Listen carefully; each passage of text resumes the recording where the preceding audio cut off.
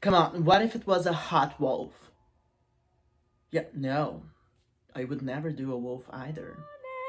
Just again, it's so cold and glazing you remind me. It made me love it and begin again. It made me love it and begin again. You made me love it and begin again. Hello, sinners. My name is Alice's Sin, and welcome to Alice's Shelf, the Curious Room.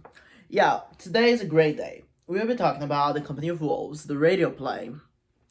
And this is the first time we're going to take a look into a feminist take on Little Red Riding Hood. If you have not watched my video about Little Red Riding Hood, its symbols and its actual meanings, please click here and watch it before you watch this video, because you might not understand a few things. Thank you. Okay, back at it. The radio play starts with a wolf's cry. And that's really important because it's soon joined by the cry of other wolves. I'm not going to explain that symbol now because just follow Mama, trust me. Then we have Little Riding Hood and her grandma. And her grandma is knitting her a red shawl, red to match her rosy baby cheeks. Baby rosy cheeks, something of that sort. So we already have a connection between the shawl and something that is childish, the baby cheeks, right? Because we connect that to like little children. Because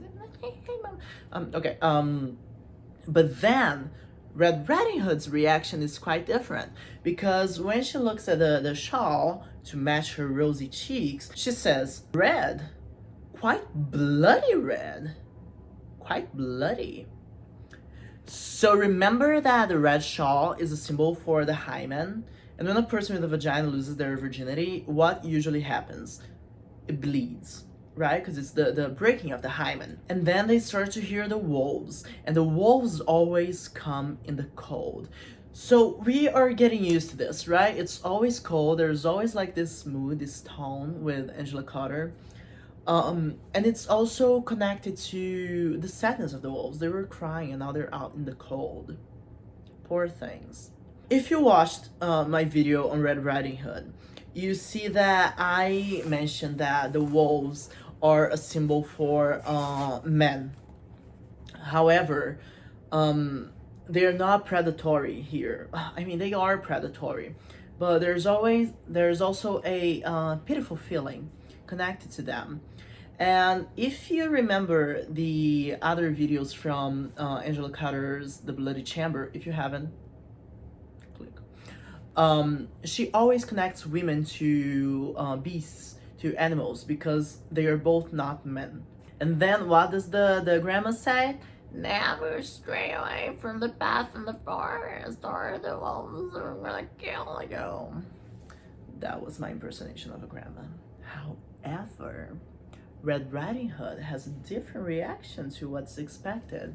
She says, "I ain't scared of shit. I got the knife Daddy gave me. I can protect myself." So look at how this changes things. Because in the original story, Red Riding Hood's like this poor little girl who can't defend herself, and she's eaten by the wolf and she needs the huntsman to save her. And now she has a knife. And she's like, "You know what? I don't give a shit. I'ma go, and if a wolf comes for me, I'ma come for them. Go." Very, very interesting how Angela Carter is giving power to our female character that she usually doesn't have. And then she says something super interesting, because the grandma is talking like, "Oh, you're only a little girl." And she's like, "You know what, grandma?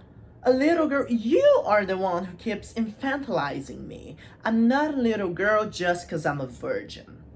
But she says that in a beautiful way, and I'm gonna read it for you because it's very, very nice.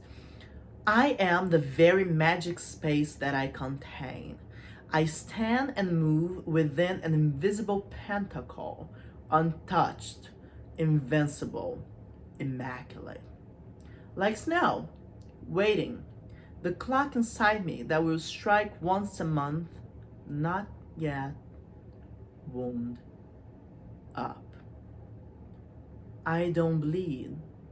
I can't bleed.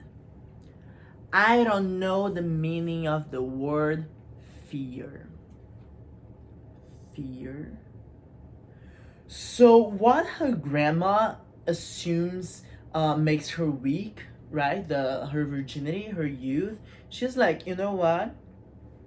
It makes me innocent. It makes me not know fear. Hence, it gives me power. Here between us, I think that's kind of a shitty metaphor, but don't tell Angela Carter I said that. Oh, and the pentacle thing is really interesting because if you have read her unicorn poem, that's an image there. I'm pretty sure. If it's not, don't sue me. And also the connection with snow. So she's connecting herself to snow. And what was connected to snow? Oh, yeah, the wolves, right? And how's the thing, Angela Carter? Women, beasts? Oh, okay, just so we're on the same page.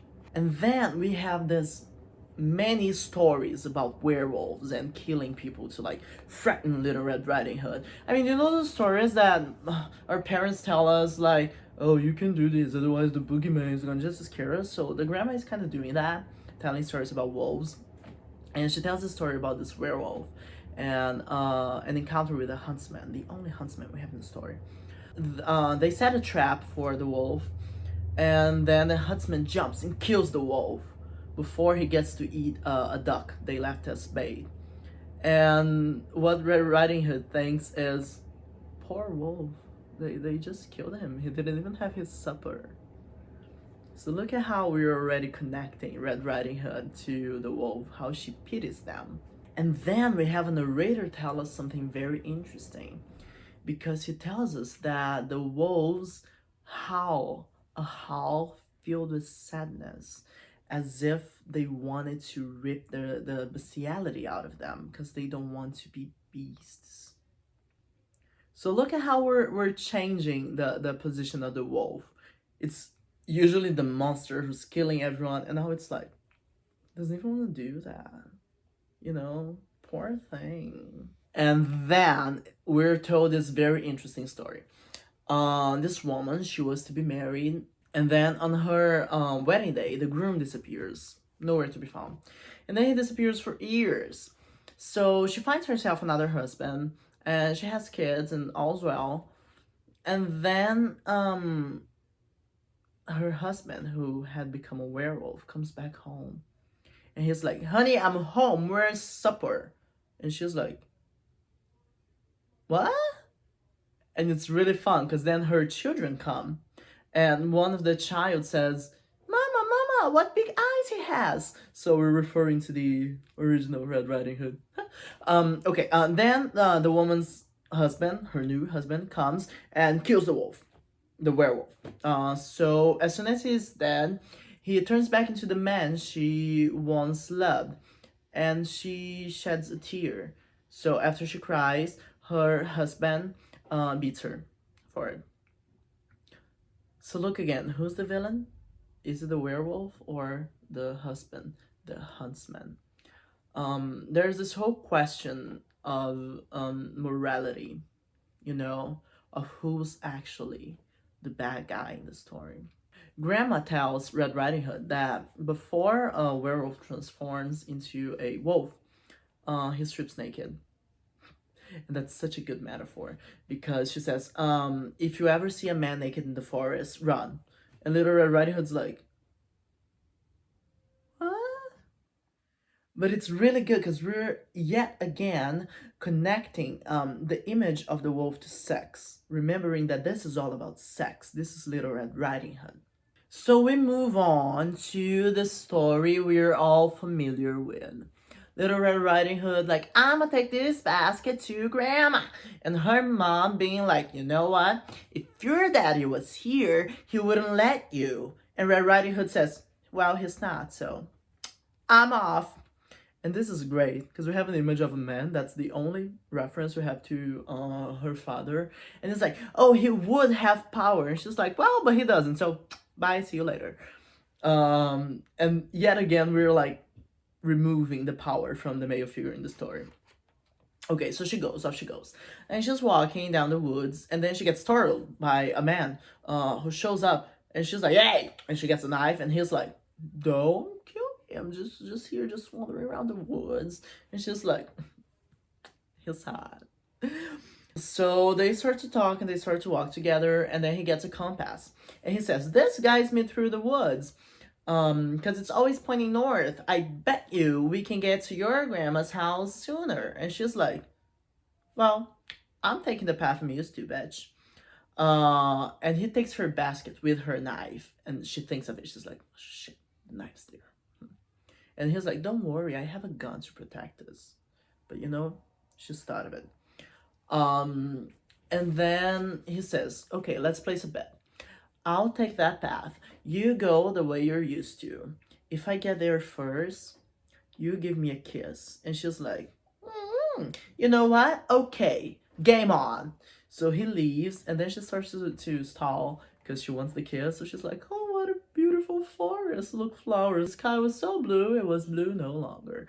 So he gets to the grandma's house and he kills her. And he has to turn into a wolf to do that, right?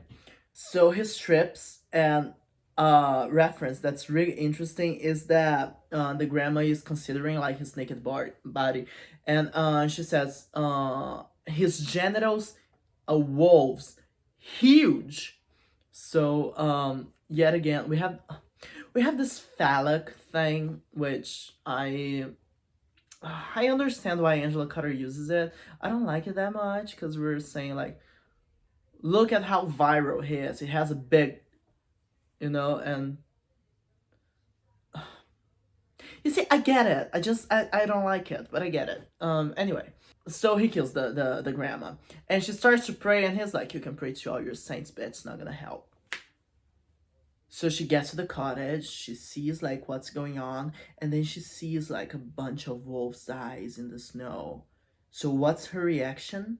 She says, "Poor things, it's freezing cold."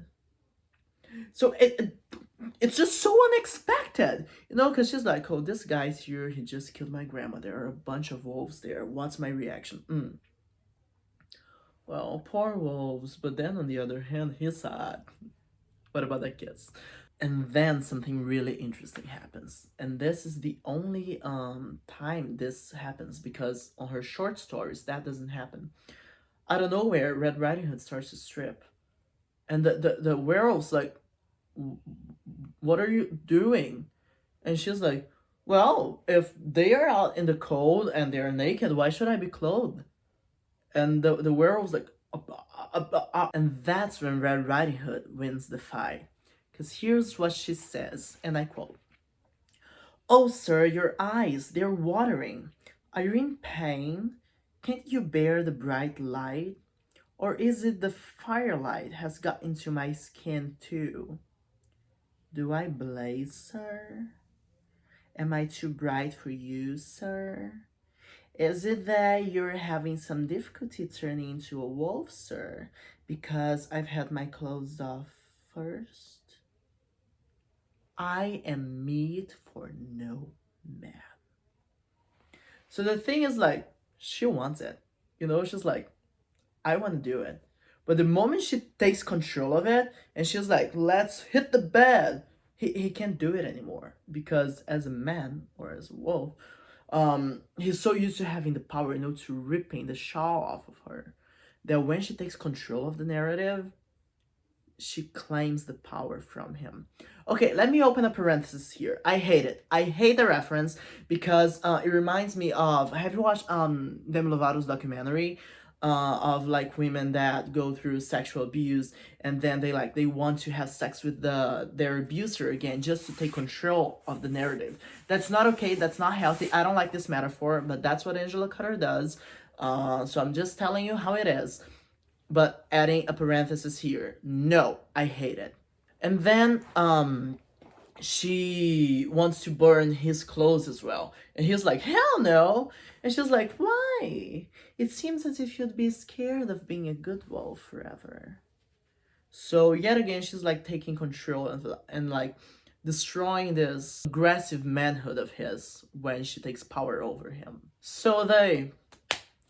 And then he starts to tell her a story about this girl who was raised among wolves. And this is a reference to another short story by Angela Carter, Wolf Alice. We'll talk about it in a couple months. Not a couple months, like 6 months. We'll get there. And she was raised among wolves, and then they tried to like bring her into society, but she would howl and howl and howl until a bunch of wolves came to help her, and she met them and lived with them. And the end of the radio play has the werewolf saying, "Oh, she's asleep. She's dreaming of rabbits." So now we're connecting Red Riding Hood to the wolf, as Angela Carter always does, connecting the beast to the woman, because both of them are not men. Although there's this whole game with manhood. And in the end, she finishes the play with Red Riding Hood falling asleep between the paws of the tender wolf. So the fact that Red Riding Hood took power over the big bad wolf turned him into a tender wolf. She wins the fight. Well, this was the radio play, The Company of Wolves. I hope you enjoyed it. If you want to go on with this discussion, and what do you think? If you agree with me, if you think it's a good metaphor, if you think I'm wrong, we can always have these discussions here in the comments. And, go to bed with a wolf. Why not? After all, life's a sin.